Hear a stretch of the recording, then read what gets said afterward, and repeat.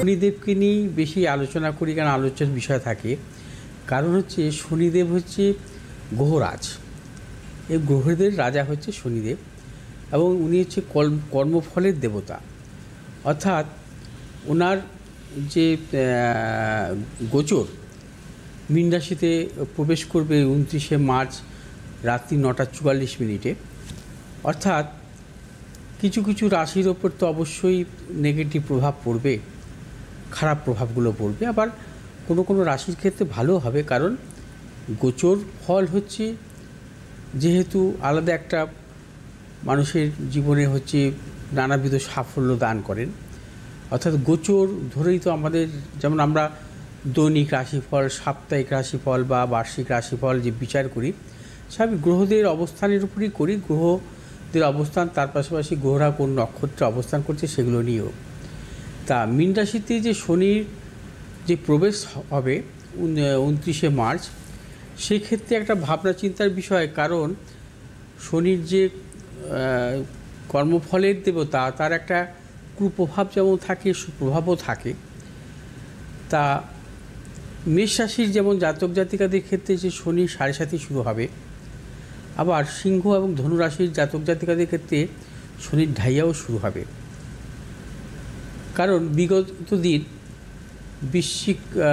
কর্কট রাশি জাতক জাতিকা বা বৃশ্চিক রাশির জাতক জাতিকাদের শনির ঢাইয়া ছিল, তাদের কেটে যাবে। এবং মকর রাশির জাতক জাতিকারা শনি 7.5 প্রভাব থেকে 7.5 বছর পর তারা কিন্তু উদ্ধার পাবে বা বেরিয়ে আসতে পারবে। অতএব মেষ রাশির জাতক জাতিকা যে নতুন করে যে শনি 7.5 শুরু হবে, তাদের একটা টেনশনের ব্যাপার। তবে একটি কথা মনে রাখতে হবে যে যখনই কোনো গ্রহের গোচর আমরা আলোচনা করি, তখন তার মূর্তি বিচার করে থাকি। অর্থাৎ মূর্তি বিচার করি এই কারণে যে সে কতটুকু ভালো ফল বা মন্দ ফল দিতে পারে। তা আমাদের গোচর অনুযায়ী 4টি মূর্তি আছে। এক হচ্ছে সুবর্ণ মূর্তি, রজত মূর্তি, তাম্র মূর্তি, লৌহ মূর্তি। সেক্ষেত্রে আমি বরাবরই বলে থাকি যে শনি কখনো দুস্থানগত থাকা ভালো নয়, শনি দ্বাদশভাবে থাকা ভালো নয়, শনি অষ্টমভাবে থাকাও ভালো নয়। এবং সেটা জন্মকালীন রাশিচক্রেই হোক বা গোচরেই হোক, বা শনি চতুর্থ থাকাও শুভ নয়। কারণ দ্বাদশভাবে থাকা মানে দুস্থানগত শনি, এবং অষ্টমভাবে থাকা মানে অষ্টক শনি, চতুর্থভাবে থাকা মানে কণ্টক শনি। অর্থাৎ অষ্টক শনি হচ্ছে শনির ঢাইয়া, এবং কণ্টক শনি হচ্ছে শনির ঢাইয়া।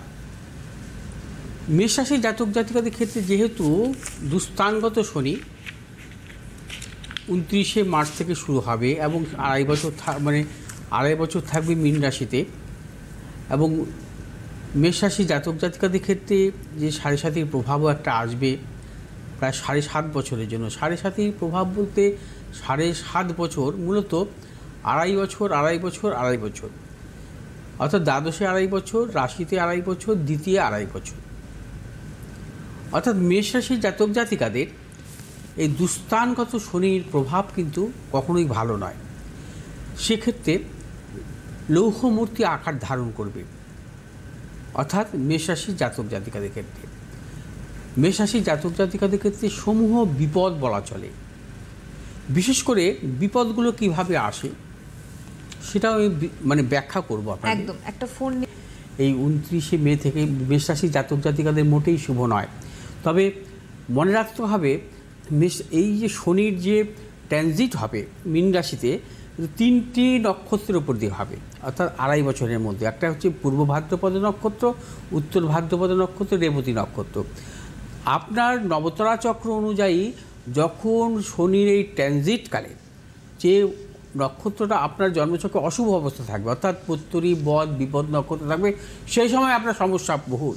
সেই সময় আপনাকে কেউ বাঁচাতে পারবে না, একদম। সেই সময় নানা রকম সমস্যাগুলো আসবে। কিন্তু হ্যাঁ, আরেকজন বন্ধু রয়েছে, দরকার নেই আজকে। আচ্ছা একটু দারুণই বলে। আচ্ছা, অতএব মেষ রাশি জাতক জাতিকা সতর্ক থাকবেন। নবতারা চক্র অনুযায়ী আপনাদের কোন রাশিতে আছে বা কোন নক্ষত্রে শনির অবস্থান থাকবে সেটা লক্ষ্য রাখবেন। বৃষ রাশির জাতক জাতিকা, বৃষ রাশির জাতক জাতিকাদের ক্ষেত্রে শনি থাকবে একাদশভাবে, অর্থাৎ সুবর্ণমূর্তি আকার ধারণ করবে। বিষয়রাশি জাতক জাতিকাদের দুর্দান্ত সময় আগামী 2.5 বছর, অর্থাৎ শনির এই ট্রানজিটের জন্য বিষয়রাশি জাতক জাতিকাদের কোনো টেনশন নেই এবং নানাবিধ সাফল্য কিন্তু আপনারা পাবেন। মিথুন রাশি জাতক জাতিকাদের ক্ষেত্রে দশমভাবে শনির অবস্থান থাকবে। একটি কথা মনে রাখতে হবে, শনি কিন্তু দশমভাবে থাকা শুভ, অর্থাৎ মিথুন রাশি জাতক জাতিকাদের ক্ষেত্রে কোনো কুপ্রভাব পড়বে না, বিশেষ করে কর্মজনিত কোনো কুপ্রভাব পড়বে না। অর্থাৎ মিথুন রাশির জাতক জাতিকাদের ক্ষেত্রে কিন্তু রজত মূর্তি আকার ধারণ করবে শনি, অর্থাৎ মিথুন রাশি জাতক জাতিকাদের ক্ষেত্রেও শুভ। কর্কট রাশির জাতক জাতিকাদের ক্ষেত্রে নবমভাবে শনির অবস্থান থাকবে। কর্কট রাশির জাতক জাতিক নবমভাবে শনি থাকাও কিন্তু শুভ নয়। নবমভাবে শনি কিন্তু নানা রকম ভাগ্যের কিছু কিছু বিড়ম্বনাও দেয়, অর্থাৎ কর্কট রাশির জাতক শনি ধাইয়া থেকে কাটিয়ে উঠলেও শনি আপনাদের কিছু কিছু অশুভ ফল দিতে পারে। যদি নবতারা চক্রে শনির গোচরকালে যদি অশুভ জায়গায় থাকে, তাহলে কিছু কিছু ভাগ্যেরও প্রতিকূলতা কর্কট রাশি জাতক জাতিকাদের আসতে পারে। ধরুন কোনো কর্কট রাশি জাতক জাতিকার তার উত্তর ভাদ্রপদ নক্ষত্র চলছে নবতারা চক্র অনুযায়ী, সেই সময় বিপদ নক্ষত্রে চলছে। তেমন উত্তর ভাদ্রপদ নক্ষত্রে শনি ঢুকবে 28শে এপ্রিল। 28শে এপ্রিল থেকে আবার সে পূর্ব ভাদ্রপদ নক্ষত্রে ঢুকবে। সামনের বছর শনি যেমন আবার উত্তর ভাদ্রপদ নক্ষত্রে ঢুকবে, কারণ শনি তো বকরি হবে মাঝখানে।